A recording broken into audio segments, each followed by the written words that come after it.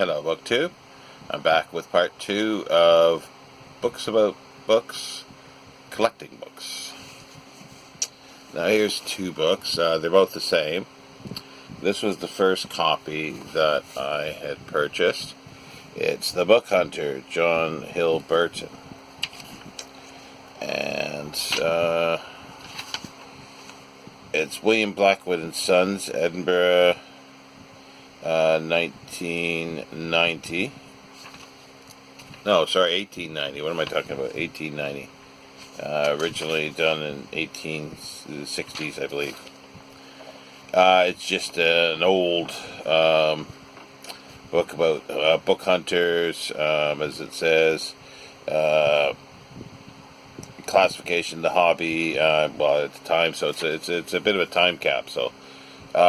It's kind of interesting. It's got a very poorly put in sort of book plate. It says presented from the library of James Henry Pennington to the library of Lawrence Sheriff School, Rugby, 1959. I have not pursued that, but it's just a sort of early mid 19th century book collecting, and this is just another copy of it. It's in rough shape. As you can see, it's pretty rough there because of people, like it happens, it's leather, and you should never pull from the top like that to get a book off the shelf. You should always pull from the sides. That's why they shouldn't be too tight on the shelf. This one here is a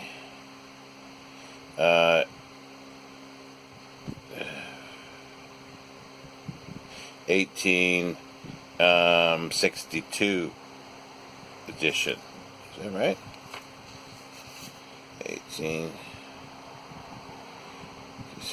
62. I've wanted to keep this one, but it was I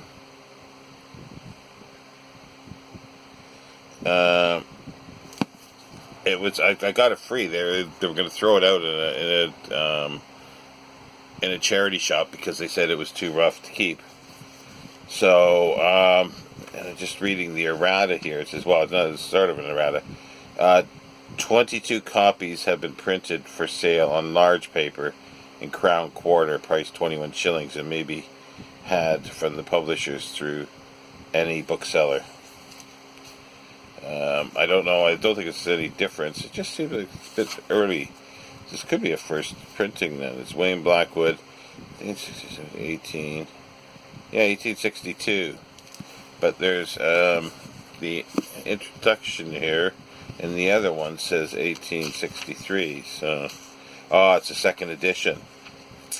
That's what it is. That's the second edition. That's the first edition, so definitely keeping that.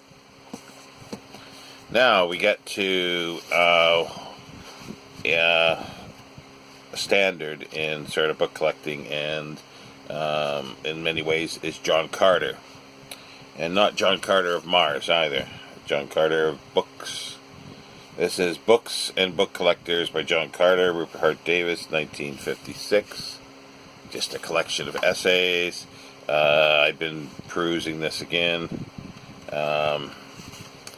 It starts out with 7 book collectors, 2 typographers, 5 essays in bibliography, and 2 footnotes to an inquiry, and 1 bibliographical sermon, and 2 frivolities. Now, I picked up one that I said that I want to do with the others, and it's a combination of a couple of them here. This here that I picked up is a biography of a book collector and bibliographer, Thomas J. Wise. He was highly thought of at the time. He was a huge Swinburne collector, and he actually got in and got a lot of manuscripts and stuff, like after Swinburne had died. Now, I'd show in his 2-volume, Thomas J. Wise's 2-volume bibliography of Charles Algernon Swinburne. He'd also done many other bibliographies, Barrett Browning, Wordsworth, there's quite a few of them. And there he is here, sort of schoolmaster garb. The Honorable M.A. and Honorary Fellow of Worcester College. 1859 to 1937 he lived. And this is Thomas J. Wise in the original cloth. It's a bit of a pun, because the life and record of the forger of the 19th century pamphlets by Wilfred Partington, with an appendix by George Bernard Shaw. This is Robert Hale Limited, 1946. The spine faded a bit, and the ink, I don't think, it was just ink into the wording is gone. It's got a nice little frontispiece. But in here, the essays, he's got an essay about collectors and Thomas J. Wise, and then he's got a couple of essays about inquiry into the forgery of the pamphlets. Thomas J. Wise and the forgeries, Thomas J. Wise and the Buxton and H. Buxton Foreman.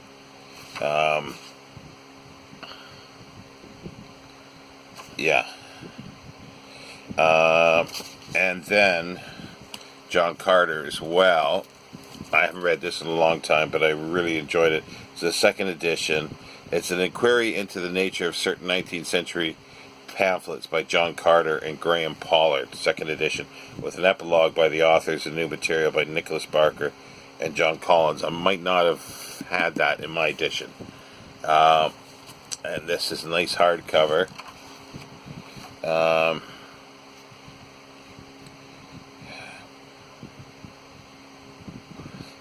I'll just read a little bit here. This will sort of give you an idea. In 1934, two young booksellers, John Carter and Graham Pollard, electrified the world of books and book collecting with an exposure of literary forgery on a grand and systematic scale. From the 1880s, there had appeared on the market through sale rooms or private transaction a steady stream of rare and early editions in paper-bound form of works of Browning, Swinburne, Morris, Wordsworth, Stevenson, Tennyson, George Eliot, Ruskin, Kipling, Rossetti, Thackeray, and others. Using their bibliographic skills and their knowledge of paper, type, and ink, Carter and Pollard demonstrated that these publications were not what they purported to be. An Inquiry in is a masterly detective story, gripping and exhilarating in the irresistible force of its analysis, and has led to inevitable question who was responsible for the crime. The two authors thought they knew, and though they did not make the bald accusation in their book, they left the reader in no doubt as to who it was: Thomas James Wise, the great bibliographer, book collector, and editorial authority, held in the highest regard both in England and America. And it's basically the minutiae of them, uncovering, why they were fakes. And I mentioned another one that was like a more modern one of somebody doing a book, detective inquiry. There's nothing compared to what these guys did. So there's that. That's John Carter as well. More John. Oh, I didn't say publications and everything for this one. Sorry. This is London Berkeley Scholars Press. It was originally 1934, the first edition, and then this edition is 1983. And I think I had a copy that did not. I don't remember having the epilogue in, so I'm going to have to reread this anyway at some point. And here's a standard. I don't know what edition it's up to at the moment. It could be 10th, 15th. I'm not sure. I'm not sure how big of a difference this is. It's ABC for book collectors. This is the 4th edition by John Carter. And it's an essential book, basically. Rupert Hart Davis. This is 1967 reprint of the 4th edition. And it just goes through. Let's just see. It's a dictionary, like book plate or ex libris describes what a book plate is. Book prices, currents, book stamp or library stamp, booksellers' catalogs, color plate books, condition, and it tells you what a fine copy is, a very good copy. It just goes through. It's very, very well done, and I just picked this up recently. I hadn't had it for many, many years. Here's another one that has a John Carter essay in, but it's that Percy Muir. It's Talks on Book Collecting, delivered under the authority of the Antiquarian Booksellers Association, edited by P.H. Muir. And this is Castle and Company, first published 1952. It's a slim one, but they're short essays. Talks delivered under the authority of the Antiquarian Booksellers Association by P.H. Muir, Goldschmidt, Simon Newell Smith, John Carter, Howard M. Nixon, Ernest Weil or Wheel, Ivan Kirol Fletcher. And the topics span from the nature and the scope of book collecting, the period before printing, the language of book collecting, fashions in book collecting, binding in binders, milestones of civilization, and the theater for collectors. Now, a lot of this in the collection thing is beyond most, like the average collector. The books are high end, or they weren't high end at the time. If they're turning to the 20th, 19th, 20th century, but they are now. At that time, the high end people were collecting. They were collecting manuscripts, illuminated manuscripts, and incunabula. The very first. That's basically the first 50 years, or so, or 25 or 50. Yeah, first decades of book printing, and you can still buy some of that stuff for fairly cheap. Like occasionally, I've seen stuff in auction go for, a few £100. When I say a few £100, upwards of 500, but still not a bad price. Here's one, Rare Books and Rare People, O.F. Snelling. It is published by Werner Shaw, 1982, and it says, rich men, poor men, beggar men, and thieves. Sooner or later, they all drift into the auction room. For 32 book sale seasons, O.F. Snelling sat at his raised vantage point at the rostrum of Hodgkins and Sotheby's. He advised and observed them all. In 1949, the author secured the position of sales clerk with Hodgkins Rooms in Chancery Lane, and it was with Hodgkins that most of his working life was spent. He retired from Sotheby's in 1981. This is not an autobiography. It is an account of the quite extraordinary characters encountered by Snelling during his business life. They form an odd and motley gathering. Old Jim, 70 years with Hodgkins, diminutive in nature, but a giant in his hatred of books. So it's his experiences in the auction room, Sotheby's, mostly Hodgkins and Sotheby's.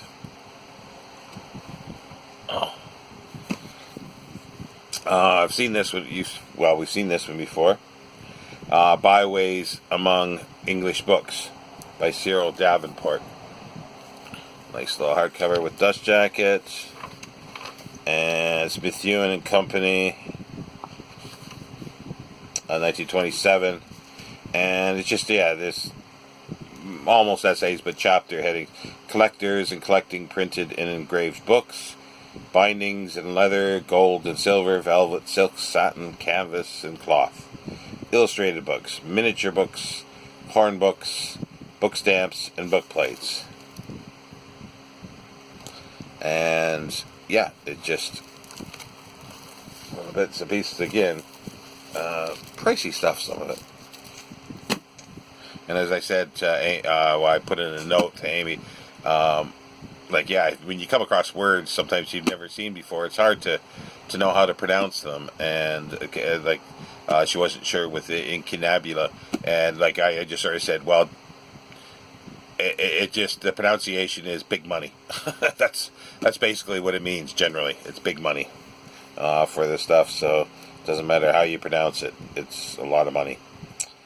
This was just horrible binding and picture on it. Ugh. Just, I don't know. Like, it was only like, it's one of those ones that were Amazon. That pops up that it's like, 15 pounds, and then it pops up at like, £1.37, and you order it, and then boom, it pops back up to the full price. So it was something like that with this. It's The Love Affairs of a Bibliomaniac. It says volume 7, so I'm not quite sure what that is. By Eugene Field, editor. And it's about his brother, I think. And it's just little chapters in his reading and collecting, and it was very interesting. It was there's 19 chapters, short chapters in 110 pages, so they're very short. He talks about his collecting. Published by Nova Science, published 2000, but just 2012, just horrible.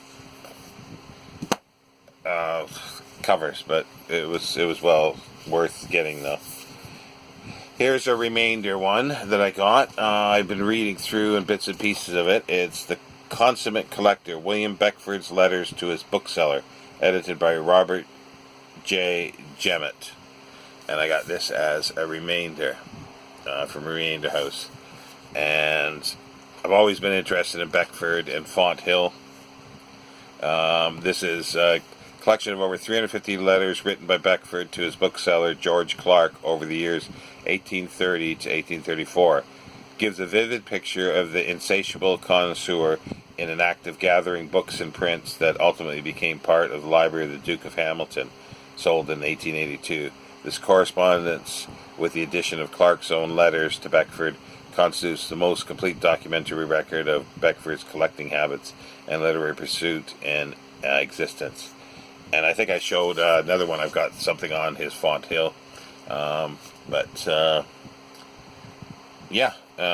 It's, I didn't say publisher. It's Fonthill Publishing, obviously. 2014. So that's really nice. There's not many this time. It's not as many, I should say. Oh, I'm already at 18 minutes. Blimey. The Bankrupt Bookseller.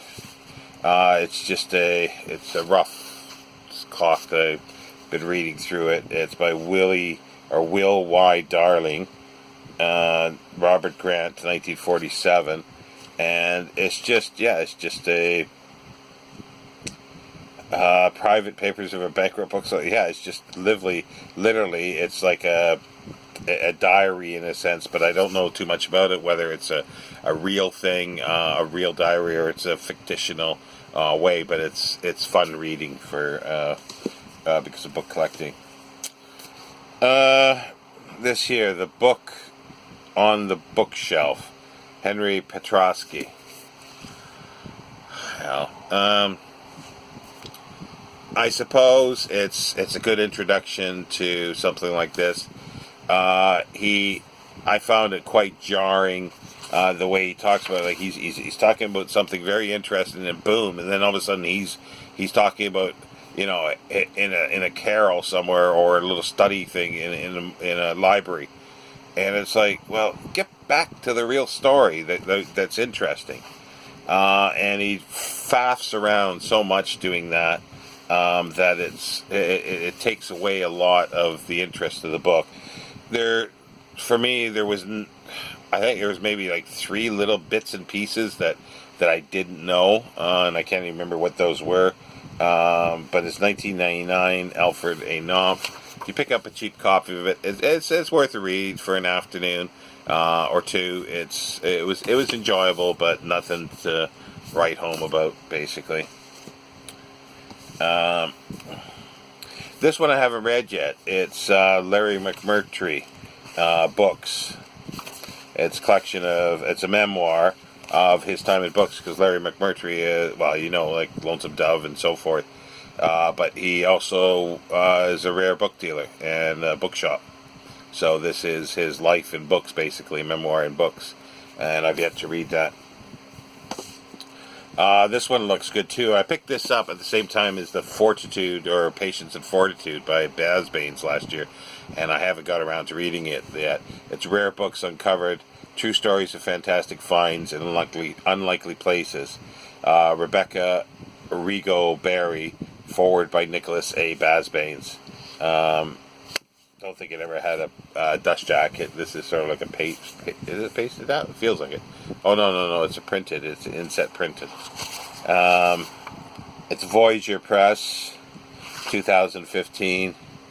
And yeah, just, I think it's exactly what it says. It's got a lot of colored plates in, which is kind of nice when you see the books in color.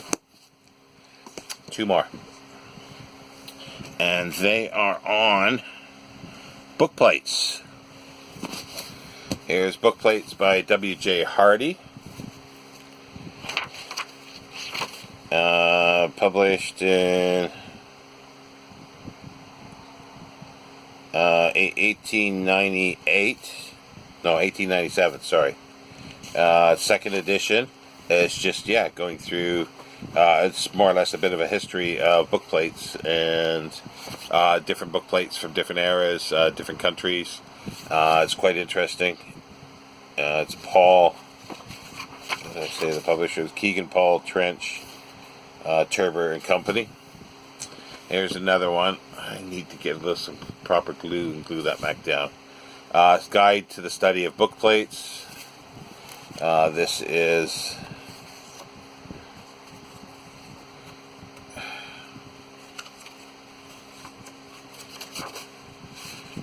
come on. People like the deckled edges, but when they're different sizes, it's hard to get a hold of it. This is, a Guide to the Study of the Book Plates, Ex Libris, John Byrne, Lester Warren, Lord de Tabley, 1900, Sherritt and Hughes. And it's kind of interesting. It's got some old book plates that are in here. But then somebody is like decided to put that piece of the ugly book plate mixed with these. It's laughable. This one is a book from a library, Stourbridge Library. I'm not sure if that's where the book came from or not, but there's no other library markings. It's just quite fascinating, and it lists guide to book plate makers, printers, and everything. It's quite fun. But that's it, I think. There might be a few other books sort of lurking around in other places here, and as we go through, you'll see them, and then I'll move them to the book collecting, and it'll be the same with every section. So I hope you enjoyed that. Well, let me know if you want to continue. If does anybody, if you've watched this far, these 4 videos on Books About Books so far, do you want me to continue with Books About Books? Because the next will be sort of illustration, engravings, wood carvings, and so forth. There's a whole shelf there of this. And then we can go into, I think it's a little bit about bookbinding, and then the next section there is libraries. So I've got libraries, public libraries, and university libraries and so forth, as well as personal libraries. So just let me know in the comments where you'd like to go, or do you want to go somewhere else? We can go anywhere else. Just give me a subject, and then I can do film books. I can do essays. I have a little bit of science and art. Not much art. Architecture a little bit. I've got my road books. Everything. There's history I could do. What history? Well, I've got. Well, it's a little too difficult to get the African history. Is way up at the ceiling there, so we'll pass on that for a little while, please. But yeah, just let me know where you would like to go. Continue on here or go somewhere else, and that'll be for tomorrow. Take care, BookTube.